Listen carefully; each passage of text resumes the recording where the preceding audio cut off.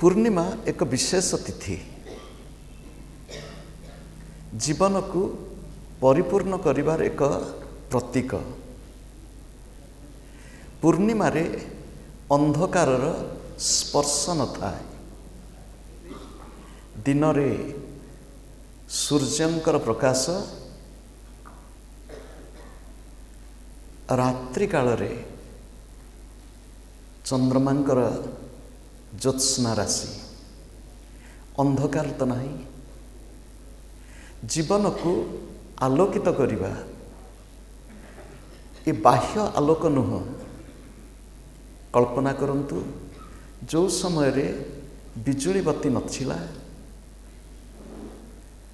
जो समय रे माटी खोलिक जो तेल बाहरुची से तेल मध्य नथिला। किरासिन हो, डीजेल, पेट्रोल आदि हो। प्राचीन काल रे बाह्य आलोक हुए तो किछि तेल किंबा गाईर घी, ए आलोक से आलोकों को प्रकाशित करि पारे नाही। और से आलोकर स्वाद पाइले, से आलोकर स्पर्श पाइले आउ जीवन रे अंधकार किछि रहे नाही। न तत्र सूर्य भाति न चंद्र तारका। सेठी से आलोक को अनुभव करिवा केमिति? से आलोक निजर हृदयर अभ्यंतर प्रदेश को आलोकित करू। सेइथिपाई वैदिक मुनि ऋषिगण प्रार्थना करुथिले, असत्रू मते सत् को नहीं चल, अंधकार आलोक को, मृत्युरु अमृतत्व आस्वादन करिया पाई सुजोग दियो। से वैदिक मुनि ऋषिंकर वंशधर आमे केवल संकल्प करुथिला बेले निजर गोत्र को आमे स्मरण कर दउ सिना, किंतु केते बेले आमे भाबी पारु कि मु से मुनि ऋषिंकर संतान, जो गोत्र स्मरण करछि से गोत्रोद्भव मो मोर शिरा प्रशिरा रे से मुनि ऋषिंकर रक्त प्रवाहित। कहीं से मुनि ऋषिंकर तपशक्तिर प्रभाव आम भितरे। मुनि कुमार ऋष्यशृंग हुअन्तु, मुनि कुमार शृंगी हुअन्तु, से माने कि सत्य रे प्रतिष्ठित थिले, आमे माने कोथिरे प्रतिष्ठित होइछु? सेमानकर मातृगर्भरु शिक्षा थिला। मातृगर्भस्थ शिशु पितांकर अशुद्ध उच्चारण को संशोधन मध्य कर दउथिले। दृष्टांत अष्टावक्र। मातृगर्भस्थ शिशु पितामातांकर आलोचनारू व्यूह भेद करिवार सामर्थ्य तांक निकट रे थिला। अभिमन्यु भोगवाथी आम हो गलु। जो भूमि जोग भूमि, तपोभूमि, साधनार भूमि, सिद्ध पुरुषंकर भूमि, से भूमि को आमे भोग कामना वासना रे विजड़ित कलु। कल्पना करंतु पवित्र श्रीक्षेत्र तार पवित्रता कहीं? श्रीक्षेत्र रे प्राचीन जुगर मुनि ऋषिंकर साधनार मादकता कहीं? कोठा बाड़ी सिना गढ़ी उठिला, बिजुली आलोक रे आखि झलसी गला, किंतु आम मानकर हृदय अंधकार रे रही गला। आमे विगत 2 दिन धरी से भगवानकर अमीय वाणी भगवत गीतार रस आस्वादन करुचे।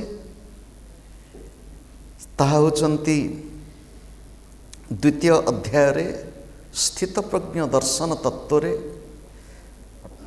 66तम श्लोक बा मंत्र अर्जुनଙ୍କର प्रश्न थिला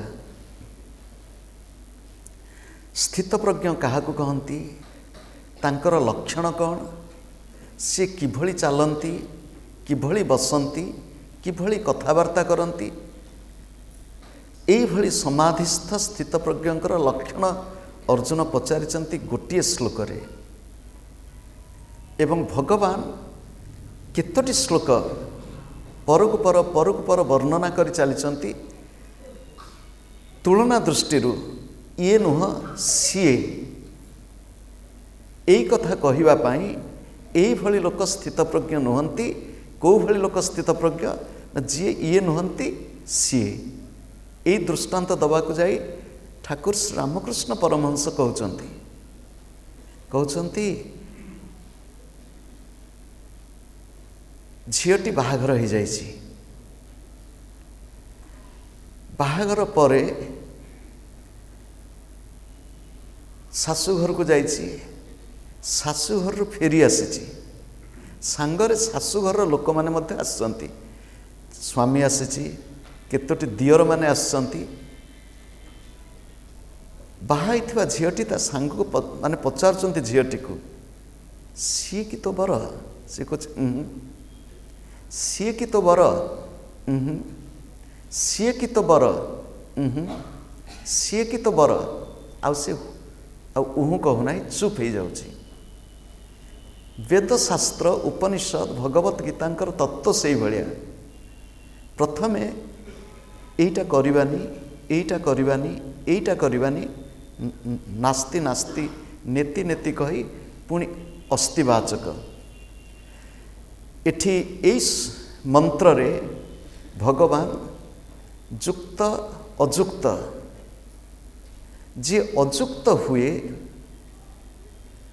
तार जीवनटी किभଳି कटे एवं प्रकारांतरे जी जुक्त हुए तार जीवन किभଳି जययुक्त हुए से कथा से कहउचंती। से मंत्रटी को आउ थरे आमे उच्चारण करिनबा। नास्ति बुद्धि अयुक्तस्य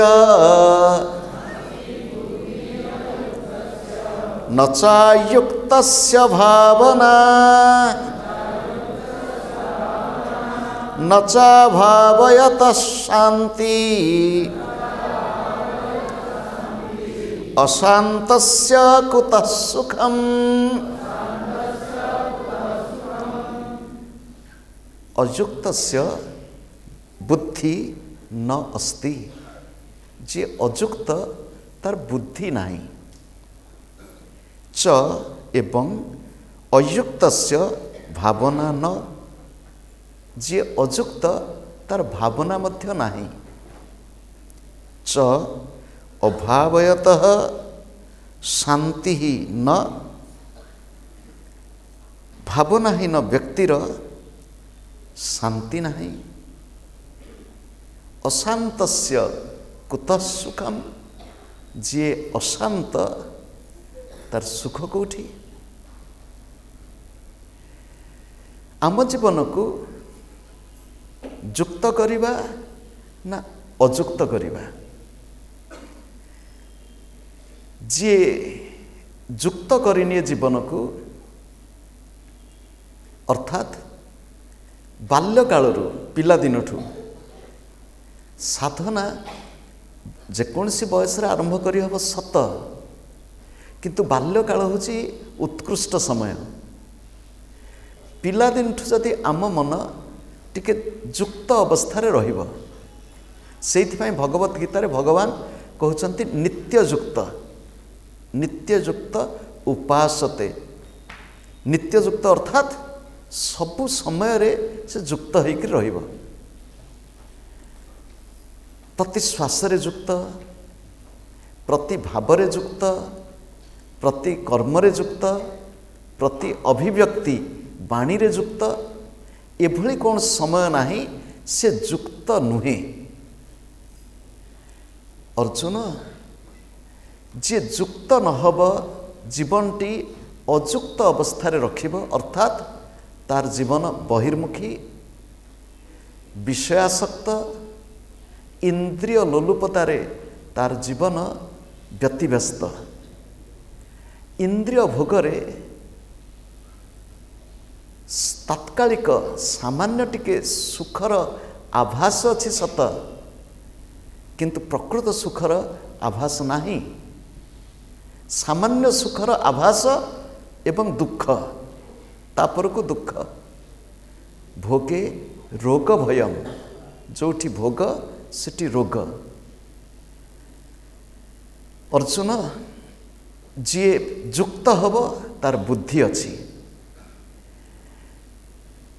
ଭଲ ପାଠ ପଢ଼ି ପରୀକ୍ଷାରେ ଭଲ କରୁଥିବା ପିଲାଟି ଯେ ବୁଦ୍ଧିମାନ ତାହା ସତ ନୁହେଁ।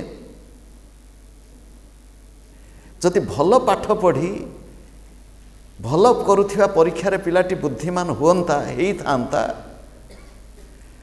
ସେ ବୁଦ୍ଧିମାନ କେମିତିକା ବୁଦ୍ଧିମାନ ନା କହନ୍ତି କାଉ ବଡ଼ ଚତୁର, ବିଲୁଆ ବଡ଼ ଚତୁର, କିନ୍ତୁ ଏ ଚାତୁର୍ଯ୍ୟ ଭଗବତ ପ୍ରାପ୍ତି ପଥରେ ସାଧନ ପଥରେ ଉପଯୁକ୍ତ ନୁହଁ। ଖାଲି ଟିକେ ସୂଚନା ଦୃଷ୍ଟିରୁ ସମାଲୋଚନା ନୁହେଁ। ଆଧୁନିକ ଭାରତବର୍ଷର ପ୍ରଗତି ପଥରେ ପ୍ରତିବନ୍ଧକ କିଏ ସାଜିଛନ୍ତି? ଶିକ୍ଷିତ ଲୋକ ନୁହନ୍ତି କି? ସାମାନ୍ୟ ଟିକେ ପ୍ରଲୋଭନ ଦେଖେଇ ଆମମାନଙ୍କୁ ଭୁଲ ବାଟରେ ନେଇଯାଆନ୍ତି। କଳ୍ପନା କରନ୍ତୁ,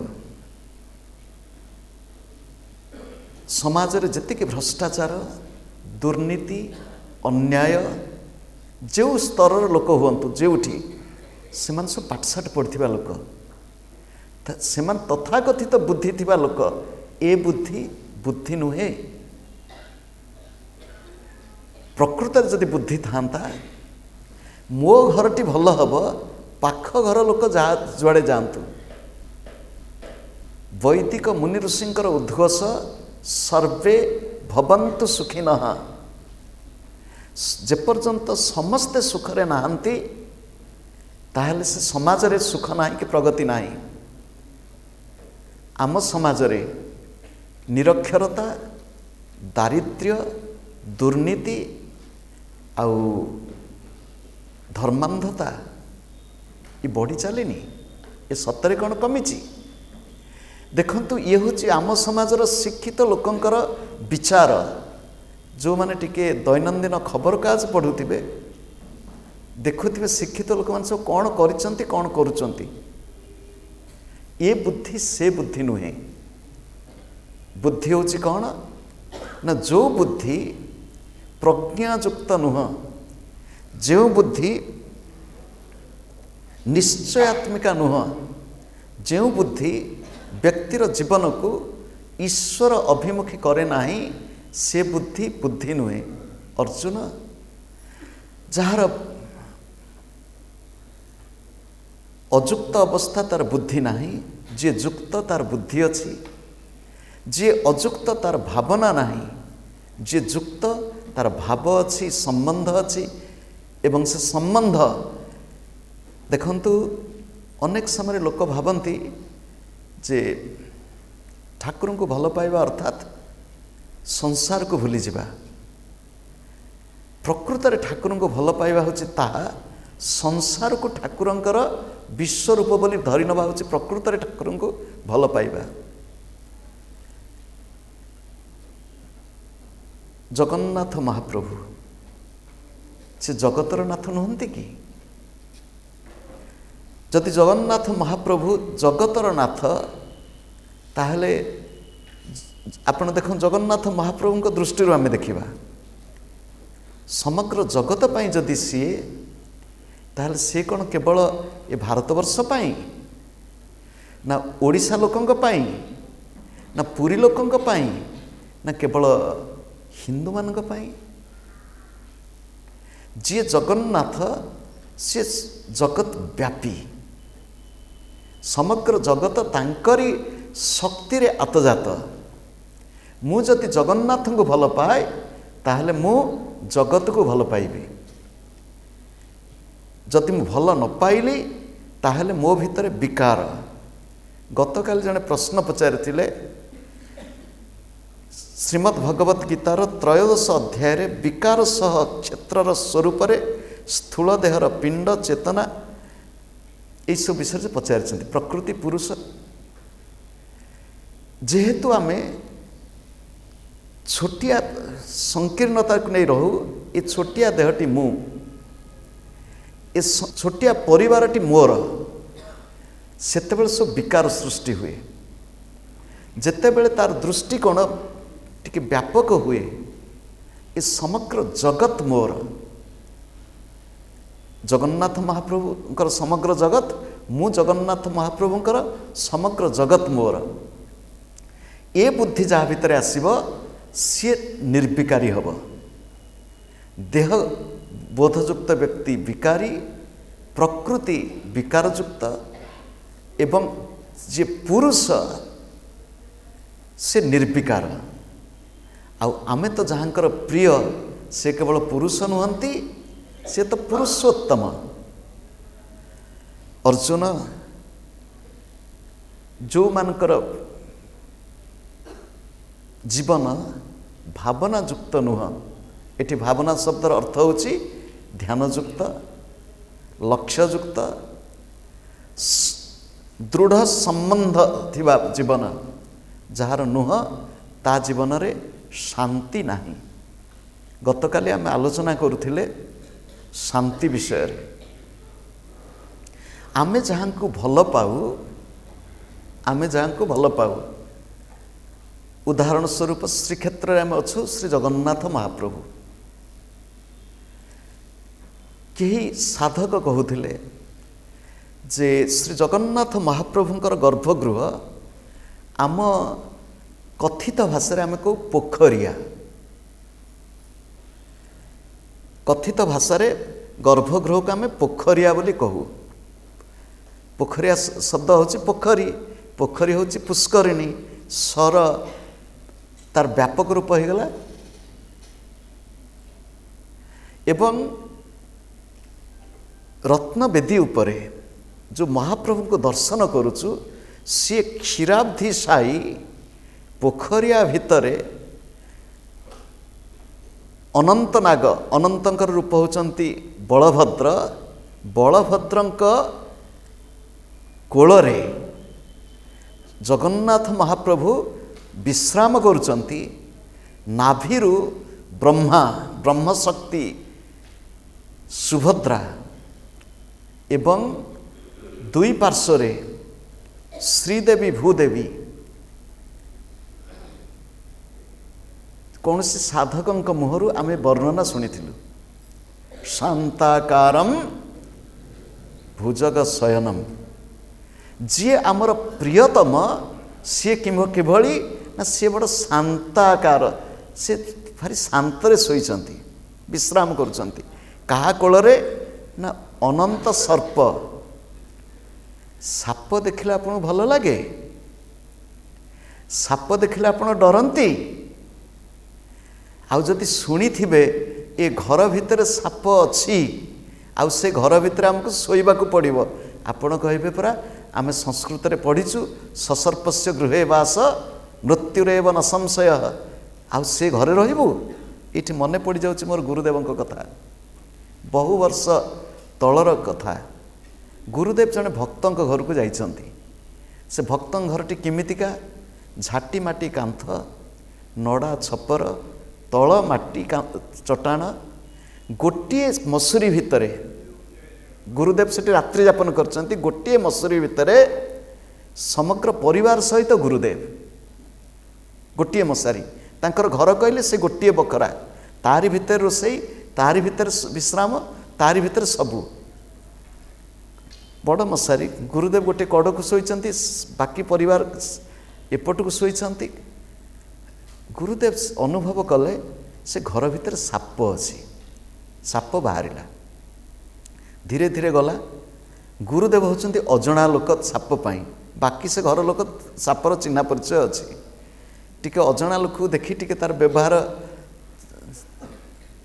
गुरुदेव सकाळु उठी कहले बापा ए घर भितर साप अछि। आज्ञा हाँ ସାପ ଥିବା ଘରେ ରହୁଛନ୍ତି, କ'ଣ କରିବୁ?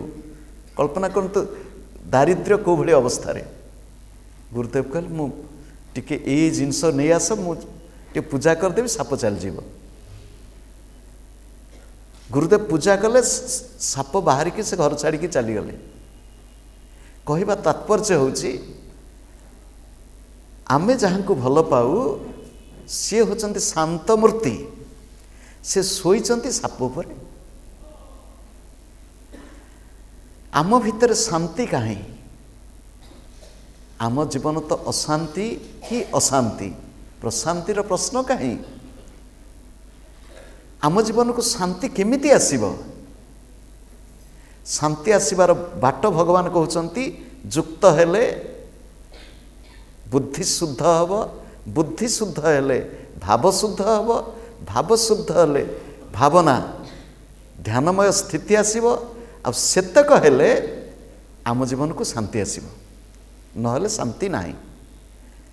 ଅର୍ଜୁନ, ଯଦି ଜୀବନରେ ତୁମେ ଶାନ୍ତି ଚାହଁ ତାହେଲେ ତୁମେ ଶାନ୍ତାକାରଙ୍କୁ ଭଲ ପାଅ।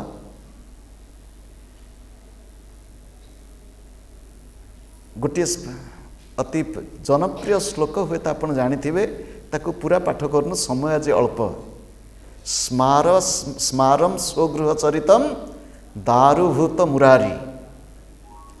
ନିଜ ଘର ଅବସ୍ଥା ବର୍ଣ୍ଣନା ସେଥିରେ କରାହେଇଛି। ଆମ ଯାହାଙ୍କୁ ଭଲ ପାଉ ତାଙ୍କ ଘର ଅବସ୍ଥା, ତାଙ୍କ ପୁଅ କେମିତିକା, ତାଙ୍କ ଘର କେଉଁଠି, ତାଙ୍କ ଦୁଇ ସ୍ତ୍ରୀ କେମିତି, ଜଣେ ଚଞ୍ଚଳା ଜଣେ ମୁଖରା। ତ କହିବା ତାତ୍ପର୍ଯ୍ୟ ହେଉଛି ଏଭଳି ପରିବେଶରେ ସେ ଶାନ୍ତ ରହିଛନ୍ତି କିଭଳି? ସେଇଥିପାଇଁ ତ ସେ ଯୋଗେଶ୍ୱର। ଯିଏ ଯୋଗେଶ୍ୱର ସେ ଶାନ୍ତ। ଆପଣ କଳ୍ପନା କରନ୍ତୁ ଭଗବାନ ଶିବ, ତାଙ୍କ ପରିବାର,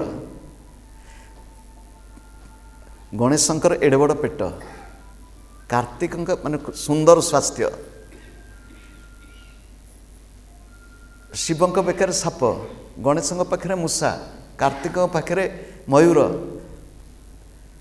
ମା ଦୁର୍ଗା ପାର୍ବତୀଙ୍କ ପାଖରେ ସିଂହ, ଶିବଙ୍କ ପାଖରେ ବୃଷଭ, ସମସ୍ତେ ଏକାଠି ରହିଛନ୍ତି। ସମସ୍ତେ ଏକାଠି ରହିଛନ୍ତି କିଭଳି ରହିଲେ? ଏ ହେଉଛି ଶାନ୍ତାକାର। ଜୀବନରେ ଶାନ୍ତି କେମିତି ଆସିବ? ନା ନିଜ ଜୀବନକୁ ଟିକେ ଯୋଗମୟ କରିବେ। ଏ ଯୋଗମୟ ଆମେ କେମିତି କରିବା? ଯଦି ଶାନ୍ତି ନ ଆସିବ ସେଠି ସୁଖ ନାହିଁ। ଯୋଗମୟ ଆମେ କେମିତି କରିବା? ଦେଖନ୍ତୁ,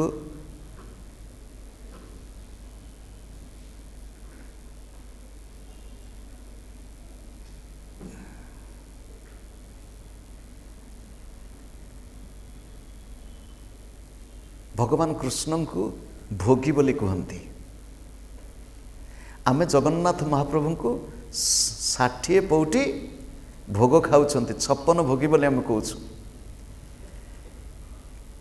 ଇଏ କି ଭୋଗ? ଆଉ ସେ ଭୋଗ କରିକିରି ମଧ୍ୟ ଯୋଗୀ, ସେ ଭୋଗ କରିକିରି ମଧ୍ୟ ଯୋଗୀ। ଆଉ ଆମମାନଙ୍କ ଜୀବନ କ'ଣ ହେଇଛି? ଆମମାନଙ୍କ ଜୀବନରେ ଭୋଗ ନାହିଁ, ଆମେ ଉପଭୋଗ କରି ରୋଗୀ। ଭୋଗ ଆଉ ଉପଭୋଗ ଭିତରେ ତଫାତ୍ ଅଛି। ଅର୍ଜୁନ, ପୂର୍ବରୁ ଭଗବାନ କହିଛନ୍ତି ଯେଉଁ ବ୍ୟକ୍ତି ପ୍ରସାଦ ବୁଦ୍ଧି ରଖେ ସେ ଭୋଗ କରୁଥିଲେ ମଧ୍ୟ ଯୋଗୀ। ପ୍ରସାଦ ବୁଦ୍ଧି ଅର୍ଥାତ୍ ପ୍ରଥମେ ଈଶ୍ୱରଙ୍କୁ ସମର୍ପଣ କରିବା ବୁଦ୍ଧି, ଈଶ୍ୱରଙ୍କୁ ସମର୍ପଣ। ପ୍ରସାଦ ଆମେ ଫୁଲଟିଏ ହେଉ କି ଫଳ ଟିକେ ହେଉ ଭଗବାନଙ୍କୁ ସମର୍ପଣ କଲେ ତ ପ୍ରସାଦ ହେଉଛି। ଯିଏ ସାଧକ ତା ଜୀବନକୁ ସମର୍ପଣ କରେ, ଶରୀରକୁ ସମର୍ପଣ କରେ, ମନକୁ ସମର୍ପଣ କରେ, ଭାବକୁ ସମର୍ପଣ କରେ, ଏ ହେଉଛି ସମର୍ପଣ ବୁଦ୍ଧି। ପ୍ରଥମେ ଫୁଲଟିକି ଭଗବାନଙ୍କୁ ସମର୍ପଣ କରିସାରିଲା ପରେ ସେତେବେଳେ ମୋ ପାଖକୁ ସେ ଫୁଲ ଫେରି ଆସେ, ସେ ନିର୍ମାଲ୍ୟ ହେଇକରି ଫେରିଆସେ। ସେ ଫୁଲ ନିର୍ମାଲ୍ୟ ହୁଏ, ଶ୍ରୀଅଙ୍ଗ ଲାଗିଥିବା ବସ୍ତ୍ର ନିର୍ମାଲ୍ୟ ହୋଇଯାଏ, ଶ୍ରୀଅଙ୍ଗ ଯୁକ୍ତ ଚନ୍ଦନ ନିର୍ମାଲ୍ୟ ହୋଇଯାଆନ୍ତି, ନୈବେଦ୍ୟ କରାହେଇଥିବା ମହାପ୍ରସାଦ ସେ ମଧ୍ୟ ନିର୍ମାଲ୍ୟ ହୋଇଯାଆନ୍ତି। କ'ଣ ହେବ? ପ୍ରସାଦ ବୁଦ୍ଧି ରହିଲେ मन निर्मल हो शरीर तो निर्मल ही हम बुद्धि निर्मल हो ए निर्मल मन निर्मल बुद्धि रे आम जीवन शांति अनुभव करिवो।